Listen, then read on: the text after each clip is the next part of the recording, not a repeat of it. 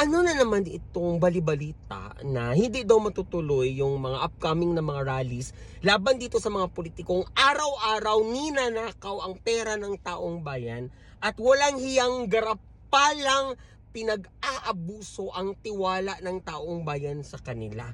Oo, as a general rule, you need to request for a permit to rally kapag mag-organize ka ng malawakang rallies. But ang purpose po nito ay para ma-organize yung rally at hindi siya makakos ng disruption sa regular business at hindi siya makapag-cause ng mga traffic jams and whatnot. No? But as a general rule also, hindi po subject to permit ang right or ang freedom of speech, freedom of expression, and freedom of assembly.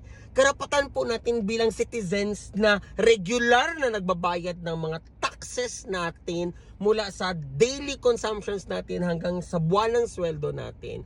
Karapatan po nating magsalita at mag-gather kung meron tayong ayaw sa ginagawa ng gobyerno. Yes po, kailangan ng permits to rally, but no permit is necessary for us to express our right to speech and assembly.